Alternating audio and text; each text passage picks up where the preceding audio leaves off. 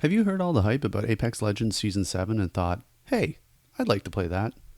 Well, you can find a lot of guides to tell you everything you need to know about playing Apex, but it's a little bit like drinking water from a fire hose. There are so many things to keep in mind. And as a below average player, I think I can tell you the things that are easy to learn, quick to implement, and will actually help you a lot in your early games playing Apex Legends, even if you are just joining in Season 7. So in your first game, it's going to be a little bit daunting to try to pick which of the legends you're going to play. There are some incredibly strong characters in Apex. There are some incredibly weak ones. But one additional factor that not a lot of people talk about is the learning curve. Some of these characters are very easy to just pick up and play. Some of these characters are fantastic when played well and awful when played poorly. So just to go through one by one, Bloodhound, top left, super easy choice. Bloodhound's passive is that he can see where enemies have been and are going. That information is incredibly easy for you to pass on to the rest of your team, so you could be contributing information to a team even if you're very inexperienced. His tactical is a scan which shows where enemies are through walls. It's incredibly valuable, and it's generally kind of hard to screw up. It has a huge forward cone, and it will return basically the heat signatures of anybody in that area. It works well with a lot of other characters who either create smoke screens or gas clouds, or really any kind of visual obstruction. And finally, Bloodhound's ultimate just makes Bloodhound better.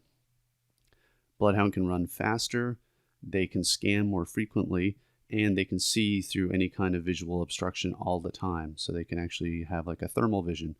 It's a very easy character to play. It's actually not that difficult of a character, the Master, and it's a very meta character right now as well. People may also ask you to scan beacons, but as a new player, I wouldn't worry too much about that, but an easy and great choice, Bloodhound, no problem. Gibraltar, also very easy character to play and super valuable to the team. Gibraltar's passive is that he has a gun shield every time he aims down sight.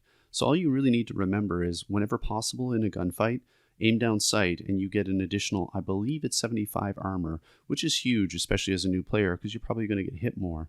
So he's also a character that depends less on movement and can, generally speaking, if you can hit your shots, he can just generally outdamage his opponents. His Q is a dome, which gives you protection, so you can use it as an oh crap button, which may happen a lot as a new player. And inside the dome, you heal faster and you also revive faster. There's not too much demands on a Jibby. The only thing you could really screw up is potentially his ultimate.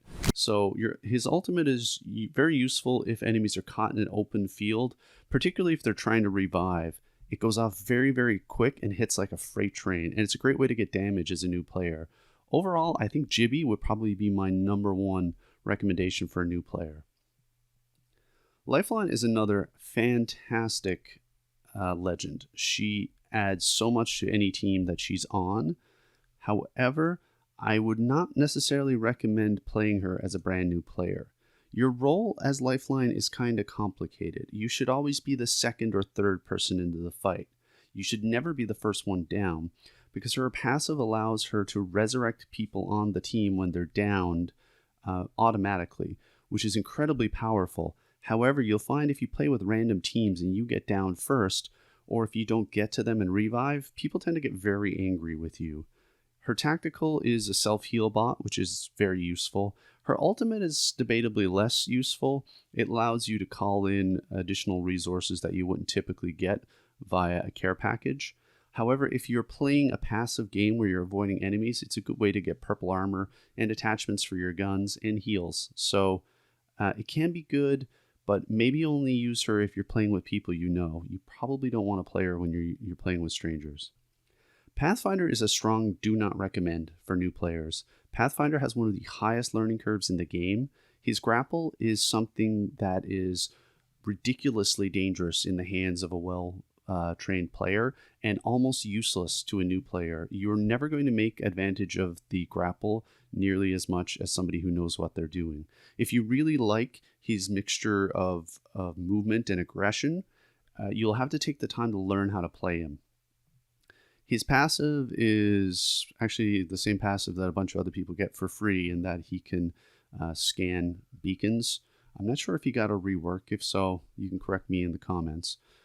His tactical is his grappling hook, and his ultimate is a little bit easier. It's a zip line that connects you to 2 points, which can be good for pushing or getting out of fights. Wraith is a moderate recommendation if you can get her at all. She is inarguably the most popular character in Apex, so you may have a situation where you pick Wraith and somebody else is pissed off because they wanted her. As a new player, actually, she's pretty easy to play. Her passive is that she can tell when people are aiming at her, which is helpful as a new player. Her Q is a bit of a get out of jail free card as well, although you need a couple of seconds to enable it, but it lets you reposition in a fight, which I would say is more advantageous to an experienced player, but even as a new player, you can just use it to get out of bad situations.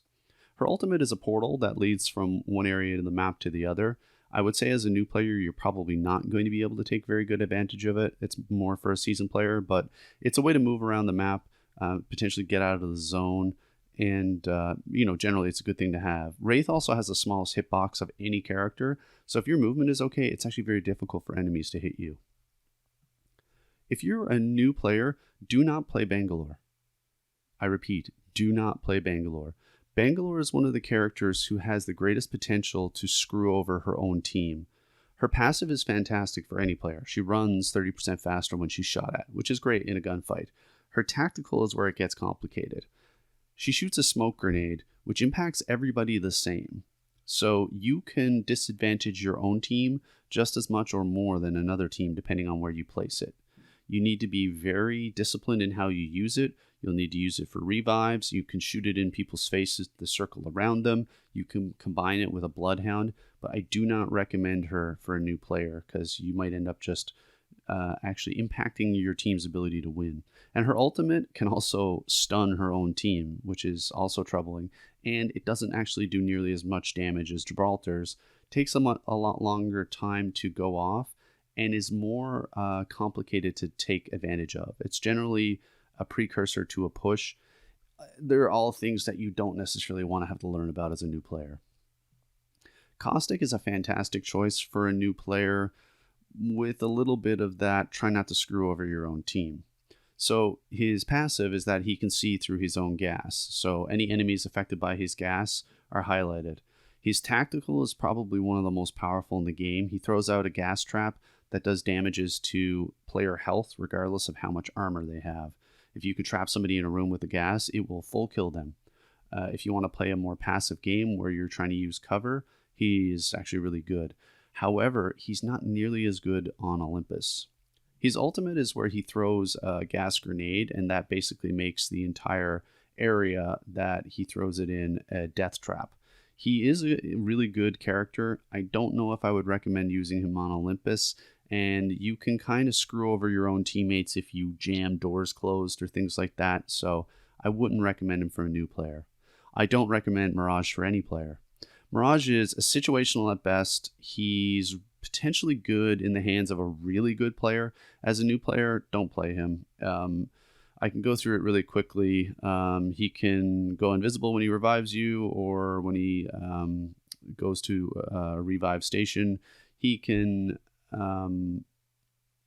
his Q is that he can throw out a clone of himself, and his ultimate is that he throws out a bunch of clones. You can control them individually.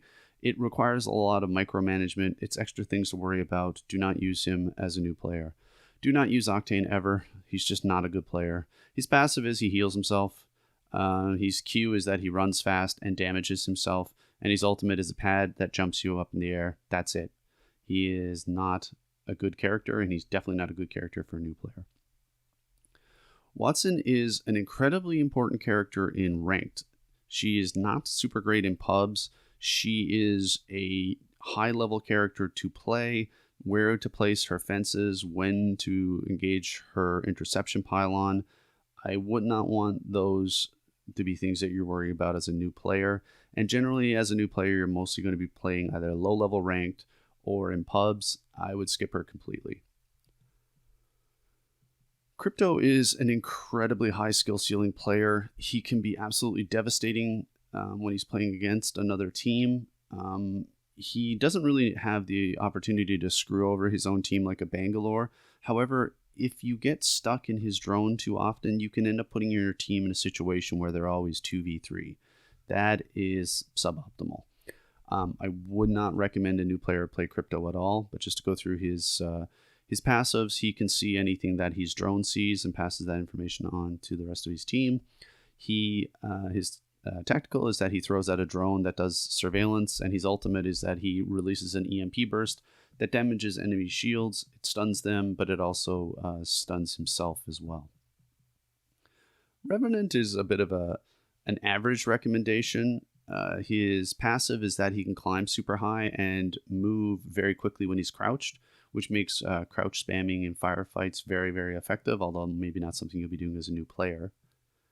His tactical is very easy to use. It is an orb that has a small area of effect that effectively damages your opponents, makes them move slower, and also disables all their abilities, which is about as good as it sounds. It's very effective.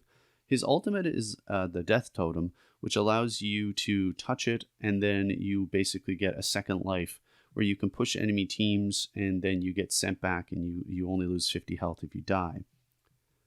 The problem recommending Revenant is where to place those totems and when to push can be incredibly difficult, and it's even more difficult in Olympus because there's so much open space. So specifically for Olympus, I would not pick Revenant. If you're playing in King's Canyon or World's Edge, then he's not a bad choice.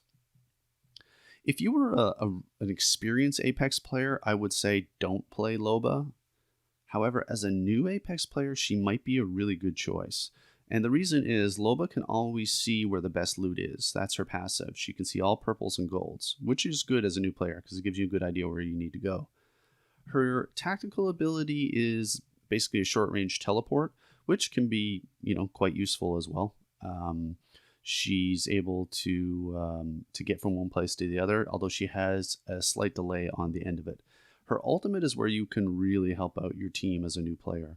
Her ultimate allows her to drop the Black Market Boutique, which lets her steal items from a huge area. It recharges incredibly quickly, and it can be a way of arming your team. And most recently, it received a buff where you can steal all the ammo in the area with no penalty.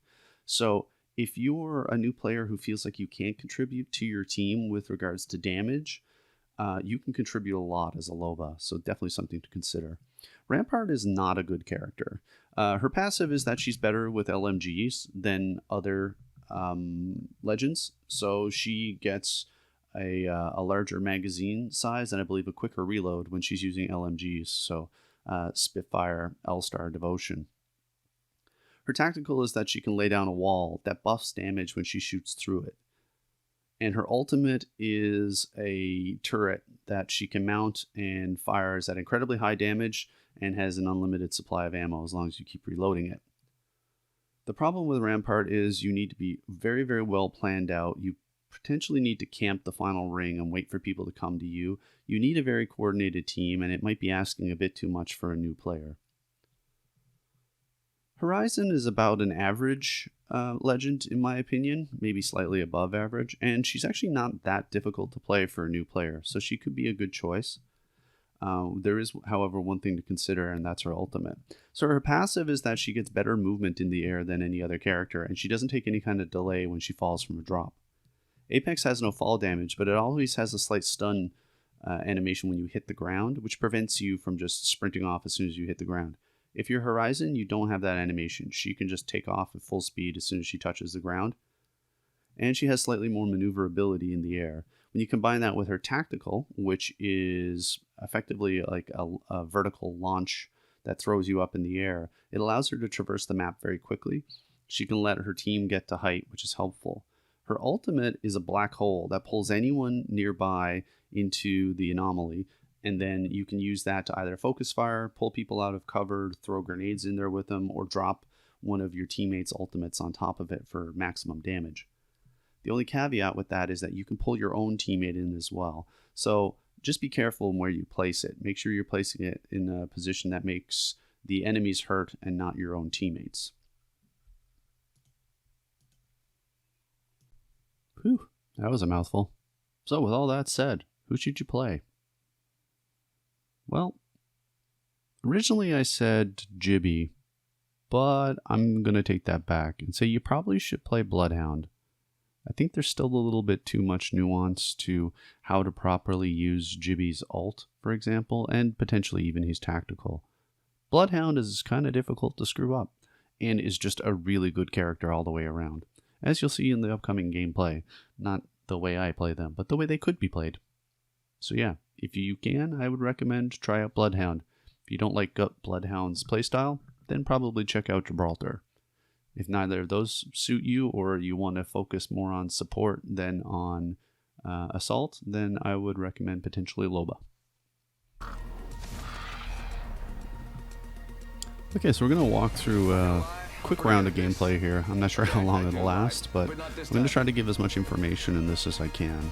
Keeping in mind, I am a below average Apex player, so I'm not going to teach you how to be Shroud. Just going to teach you how to, typically behave in the game. Things that you should do that are easy to do, that, don't require practicing for 50 hours. Actually, I wrote a speech. You know what, forget it, let's just fight. So in this case, we're not the jump master, which is great. You don't have the pressure. You can look up guides on how to effectively drop. Not everyone knows how to do it. Some people will just nose down, other people will glide way too long. This individual seems to know what they're doing because they're doing like dolphin diving, as some people call it. Although he's not quite diving enough. Looks like he's changing direction. See, in that case, you really should ping. And what I need to be doing, looking for other teams and see if anyone's landing with us. Okay, I'm going to say I'm going here. So ideally ping the place that you're going to. This guy really doesn't seem to want the salts. He does not want to engage with other enemies. Which is, it is what it is, I guess. This is going to be a pretty low-key start. So one thing you might notice what I'm doing is I'm putting away my gun when I'm running, and then I'm sliding and I'm jumping. That just makes you move a little bit faster, and it's generally what you see most experienced players doing as they're going around the map. So once you get up to some arbitrary amount of speed, you just slide and jump. So right now, my loadout's not awful. I have an up-close weapon. I'm going to take the RE45 over the Mozam, because the Mozam tends to be a pretty punishing gun. I'm going to put optics on my Hammerlock, and this is a purple. Always ping purples. So hit your middle mouse button just to let people know. Now we hear a fair amount of shooting around us, which means it's probably not too much of a distance to go before we run into enemies. So unfortunately, my team seems to want to avoid fighting because they're going away from the shooting. Depending on the type of game you want to play, I mean, that's viable. Some people would find this kind of boring. I myself find this kind of boring, but I guess it's a good way to kind of show you the process and all the different things to consider. So here's one of the guns I wanted you to look for, and we got it. So right now we have a really good loadout, except for the fact that we don't have a lot of upgrades for the guns we have. So one thing you could do is do something like this. Select the thing you're missing and ping. Like purple energy mag right now would be huge, but even if somebody sees a white magazine now, they should probably let you know. One of my players may have disappeared there. Okay, so as long as you're all in the same area, you don't necessarily have to ping where you're going. Okay, so we got more energy ammo, which is good. And that's good. He pinged the helmet. I think he's pinging that for our Horizon since she has no shield, which is highly unadvisable. You should prioritize trying to get one. Now, again, I'm going to swap, just for your sake, I'm okay with the Hemlock, but as a new player, it's a burst fire weapon. Although with those optics, it would be really good. But for the sake of the video, I'm going to say let's just stick with the flatline, because it's a reasonably easy gun to use. Alright, so there's our magazine. So our teammate didn't really do us a solid, because he never actually let us know that was there. Because, I mean, an extra couple of shots can mean all the difference.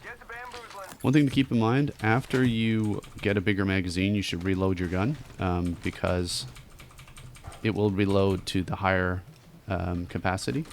The next ring's quite a trek, and we're down to 45 seconds. This guy is still all about avoiding conflict. Apparently he's a pacifist, because he's just...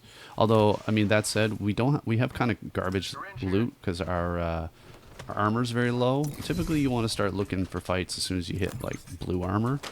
I mean, you can look for it before that if you want, but if you want to play it real safe, you should try to get like at least blue armor before you start pushing people. Ammo-wise, I'm kind of getting to where I need to be. With these automatic weapons, you kind of want to have around 200 rounds. I mean, not at the detriment of healing. So check what this is, what he's pinging here. Grenades are important, but not super important. It's good to carry at least one for certain situations, but not at the expense of ammo. Okay, so we got these guys are not really pinging a lot. I'm gonna swap out my syringes for medkits. Okay, so this area is typically very hot, so I'd be surprised if we don't see. Yeah, see the bins are already open here. And that's one way you can always tell the situation in an area. Look at the bins, and if you see they're open, you know somebody's been here before. Yeah, I think this place needs a little more me. So we're glancing around while we're on the zip line. You can actually jump while you're on the zip line as well. You can hold E and jump, so if somebody's targeting you. Oh, and as... Let's explore this fact. So we know people in here... That care package. Okay. So he's got purple. That's not good for us. So I'm going to dip back here. Patch up. And then get back in and help my team. Now's a good time to throw a grenade. Don't shoot at the good one. The one that's down. That one's down now. That's good. I'm going to patch up again. Alright, one guy's safe where he's down there. Okay, so I'm going to revive my guy now because he's safe. And next thing I'm going to do is scan so we know whether or not he's safe to heal up. Going to hit the ult. Now these guys are huddling back here, so I'm going to do that. Okay, I'm going to revive him, but I can't do it when we're under fire. And that our teammate should have did something about that. Lady shouldn't have just let her roll around on us like that, but it is what it is. At least he killed those guys.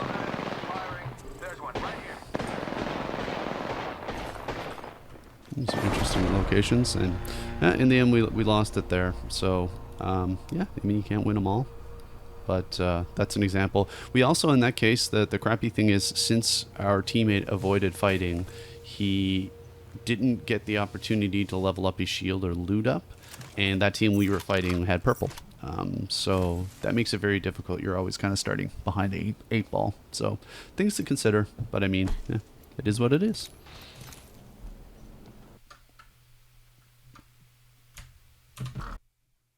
So there you go. The advice of a below average player, giving you the example of some below average gameplay.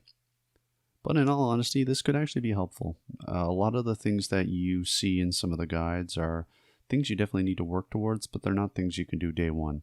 But knowing which weapons to pick up and which characters are easier to play, and just some of the basic mechanics of how you get around the map and deal with people in Apex, I think are beneficial. And I also think Season 7 is a fantastic time to jump back in. Seems like there's more users in the game than ever, which means skill-based matchmaking can be a lot more beneficial to you. Unfortunately, if you're a new player, you may still run into some smurfs. They do exist.